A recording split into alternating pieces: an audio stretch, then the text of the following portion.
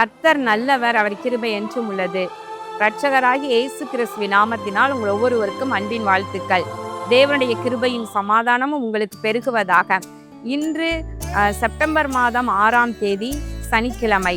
இந்த நாளிலே நாம் தியானிக்கும் வசனம் மத்தேயு 5வது அதிகாரம் 3வது வசனம்.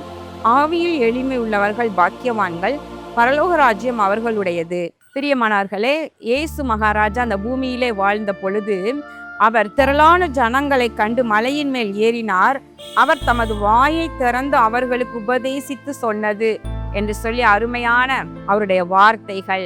இன்றைக்கும் கூட இந்த உபதேசம் சொன்ன அந்த பகுதியிலே, இஸ்ரவேல் தேசத்துல காணப்படுகின்ற அந்த பகுதியிலே, கலிலேயா கடல் கரையை ஒட்டி இருக்கிற அந்த பகுதியில அருமையாய் அவர் சொன்ன அந்த வசனங்கள் எல்லாம் அப்படியே பொறித்து வைத்திருக்கின்றார்கள். பிரியமானவர்களே, இதில் அவர் என்ன சொல்கிறார்? ஆவியில் எளிமை உள்ளவர்கள் பாக்கியவான்கள், பரலோக ராஜ்யம் அவர்களுடையது. இது எவ்வளவு பெரிய ஒரு ஆசீர்வாதம் பாருங்களேன். ஆசீர்வாதத்தை பெற்றுக்கொள்ள வேண்டுமானால் அதற்கு நாம் எப்படிப்பட்டவர்களாக இருக்க வேண்டும் என்பதும் தெளிவாய் சொல்லப்பட்டிருக்கிறது. என்ன, நீங்க பரலோக ராஜ்யமே உங்களுடையதா மாறணும்னா நீங்க ஆவியில எளிமை உள்ளவர்களா இருங்க. ஒரு சமயம் சிறு பிள்ளைகளை காண்பித்து ஆண்டவர் சொல்லுகின்றார், நீங்க இந்த சிறு பிள்ளைகளை போல மாறாவிட்டால் பரலோக ராஜ்யத்திற்குள் பிரவேசிக்க மாட்டீர்கள் என்று சொல்லுகின்றார். அப்போ ஆண்டவர் பரலோக ராஜ்யத்திற்குள்ள செல்வதற்கு அவர் வைத்திருக்கிற ஒரு தகுதி என்ன என்றால் ஆவியில் எளிமை, தாழ்மை. கர்த்தருக்கு முன்பதாக நாம் எளிமை உள்ளவர்களாக ஆவியிலே காணப்பட வேண்டும். பிரியமானவர்களே, அப்பொழுது பரலோக ராஜ்யமே அவர்களுடையது என்று சொல்லப்படுகிறது.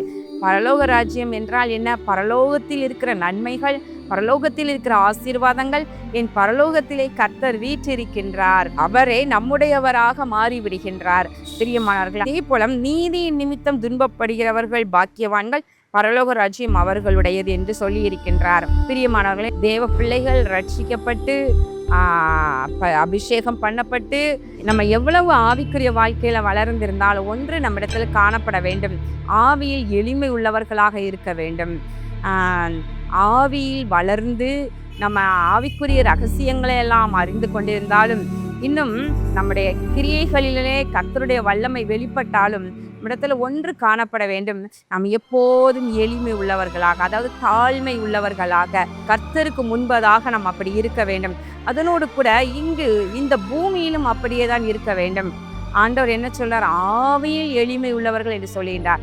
நம்முடைய வெளி தோற்றத்தை பார்த்து இவர்கள் ஆவியில எளிமை உள்ளவர்கள் அல்லது எளிமை இல்லாதவர்கள் என்று கண்டு கொள்ள முடியாது.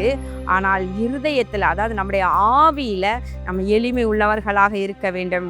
பிரியமானவர்களே, வேதத்துல பார்க்கின்றோம், கர்த்தரால் உயர்த்தப்பட்ட தேவ மனிதர்கள், பரிசுத்தவான்கள் எல்லாம் அவங்க எத்தனையோ மடங்கு உயர்ந்திருந்தாலும் கூட அவங்க கர்த்தருக்கு முன்பாக தங்களை தாழ்த்துறாங்க, ஆவியில எளிமை உள்ளவர்களா இருந்தான்.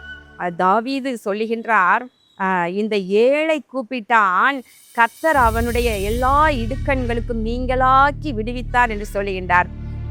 கர்த்தரோ தாவீதை ராஜாவாக அபிஷேகம் பண்ணி வைத்திருந்தார். ஆனாலும் கூட தாவீது கர்த்தருக்கு முன்பதாக தன்னை ஏழை என்று சொல்லி தன்னை தாழ்த்துகின்றார். இப்படியே பரிசுத்தவான்கள் ஆபிரகாம் முதற்கொண்டு ஒவ்வொருவருமே அந்தந்த நாட்களிலே அந்தந்த காலங்களிலே ஆவிக்குரிய பிரகாரமாக உயர்த்தி வைத்திருந்தாலும் ஆனாலும் அவர்கள் கர்த்தருக்கு முன்பாக தங்களை தாழ்த்தினார்கள். எலியா பார்க்கிறோம், எலியாவோடு கர்த்தர் பயங்கர பராக்கிரமசாலியாக இருந்ததை பார்க்கின்றோம். அவர் கர்த்தருக்காக வைராக்கியமான காரியங்களை செய்தார். ஆனாலும் கூட கர்மேல் பர்வதத்துல அவர் தன்னுடைய தலை முழங்காலில் பட ஆண்டவர் சமூகத்துல அவர் தன்னை தாழ்த்தி நின்று ஜெபம் பண்ணினதை பார்க்கின்றோம். பிரியமானவர்களே, நாம் ஆவியில் எளிமை ஒவ்வொருவரிடத்திலும் காணப்பட வேண்டும். விசுவாசிகள் ஒரு விசுவாசியை பார்த்து மற்ற விசுவாசி அற்பமா எண்ணக்கூடாது. ஏன் அற்பமா என்றாங்க அப்படின்னா, அவர்களுக்குள்ள மேட்டிமை இருப்பதினாலே, ஆவியில் எளிமை இல்லாததுனால மற்றவர்களை பார்க்கும் பொழுது அற்பமாய், மற்ற சபைகளிலே வித்தியாசம்.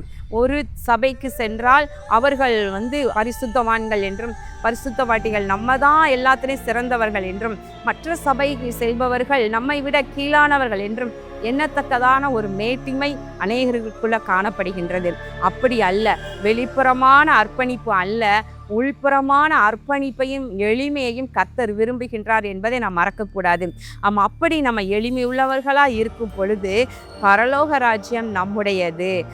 கர்த்தர் சொல்வது போல பரலோக ராஜ்யம் அவர்களுடையது என்று சொல்லுகிறாரே. பரலோக நன்மைகள், எந்த நன்மையான ஈவும் இல்லையா, பரலோகத்தில் இருந்து அல்லவா கடந்து வருகின்றது. நீங்கள் ஆவியில் எளிமையோடு தேவ சமூகத்தில் தாழ்த்தி ஜெபம் பண்ணி பாருங்க. நீங்கள் அநேகருக்கு ஆசீர்வாதமாக இருக்கலாம். அநேகருக்கு பரலோக நன்மைகளை கொண்டு செல்லுகின்ற வாய்க்கால்களாக கர்த்தர் உங்களை ஆசீர்வதிப்பார். கண்களை மூடி ஜெபம் பண்ணுவோமா? எங்கள் அன்பின் பரலோக பிதாவே, இதோ இந்த நாளிலே நாங்கள் தியானித்த வசனத்தின்படி ஆவியில் எளிமை உள்ளவர்கள் பாக்கியவான்கள் என்று சொல்லியிருக்கிறீர் ஐயா. இதை கேட்டுக்கொண்டிருக்கின்ற ஒவ்வொருவருமே ஆண்டவரே, வெளிப்புறம் மட்டும் அல்ல ஆண்டவரே, ஆவியிலே எளிமையோடு தாழ்மையோடு நடந்து கொள்ள பரலோக ராஜ்யத்தை சுதந்திரிக்க ஒவ்வொருவருக்கும் அனுகிரகம் செய்தருளும். ஆண்டவராகிய இயேசு கிறிஸ்துவின் நாமத்தினாலே இந்த ஜெபத்தை ஏறெடுக்கிறேன் நல்ல பிதாவே, ஆமென். கர்த்தர் உங்களை ஆசீர்வதிப்பாராக. ஆமென்.